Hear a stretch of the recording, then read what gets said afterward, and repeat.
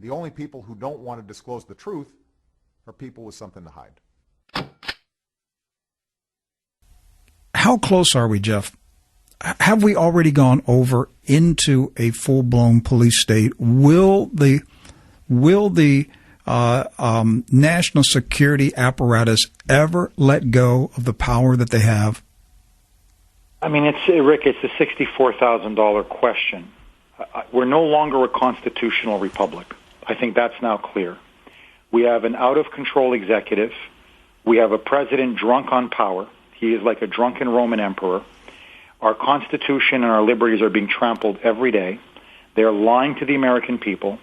You have the Director of National Intelligence, James Clapper, lie under oath, lie to Congress blatantly about the fact that he had no idea what the NSA was doing when he knew all along, and even admitted a week later, well, it was a lie, but it was the best lie I could come up with.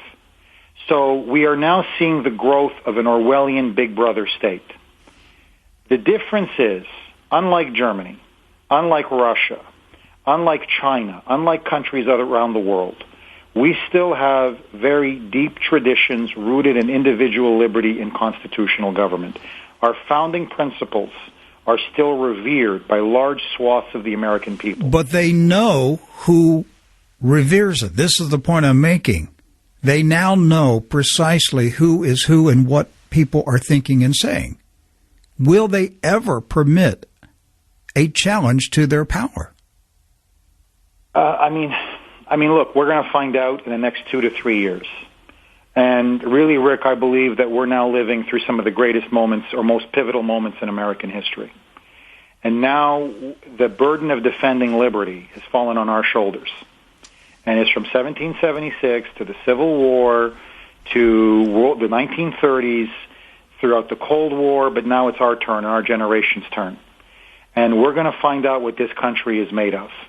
My big fear is that maybe we're too far gone. But I got to tell you, there is a resistance growing. It is getting stronger every day. And the more that we expose, the more that we uncover, sunlight is the best disinfectant, the more revolted many Americans are becoming. We have the truth, and that is a very powerful weapon. And as long as we keep speaking it, I think we can overthrow these elites. But, Rick, it's going to take everything we have. I agree. And, I think Obama's re-election was as legitimate as this week's re-election of Robert Mugabe in Zimbabwe. I mean, do you really think anybody went out and voted to re-elect Mugabe? Well, look, I've said it before, and I'll say it again. I thought that there was a lot of voter fraud that clearly took place in the election. I know for a fact in New Hampshire that they had people they were busing in illegal immigrants. The night before the election in Manchester, nobody spoke Spanish. You had hotels full of illegals. They had them vote and they had them leave. We've also found out in New Hampshire, I had this on my show, I think a week ago, where it was now come out that you had people from out of state would come into New Hampshire and 2 or 3 weeks before the election register as residents of New Hampshire. And they would go 9, 10, 11 to a Democrat's house and claim that house as their residence. So there was ballot stuffing going on. There was illegal voting going on. There was electoral fraud going on. So if they did it in if they did it in New Hampshire, and if they did it in Ohio, and if they did it in Pennsylvania, I believe they did it in many other parts of the country. I do too. So I believe this president is illegitimate.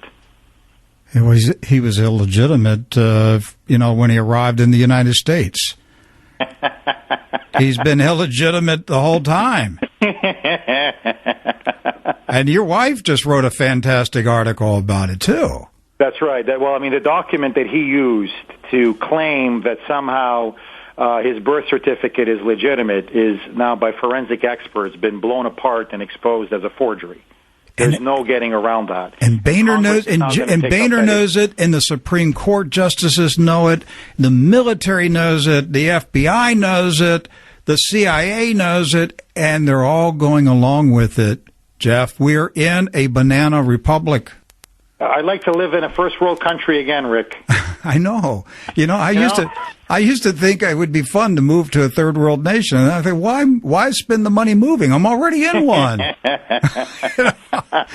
Well, Rick, if we lose this battle, maybe you and I will go to Mexico. The weather's warmer, the tequilas are better, the beaches are nicer. If you're going to have a third world dictatorship, what the hell? I know. Why not? Well, hey, I appreciate Jeff Kuhner being on the program today. And everybody in Massachusetts, if you are in range of WRKO AM 680, Jeff is on the radio every Monday through Friday, 6 a.m. to 10 a.m. What hours, man? The morning drive time, waking up Bostonians, WRKO AM 680, Monday through Friday. Jeff Kuhner. Hey, there's our closing music. I want to thank you for being on the program today. And it's my pleasure. God bless you. Yes, sir, Jeff. Take care. See ya. The only people who don't want to disclose the truth are people with something to hide.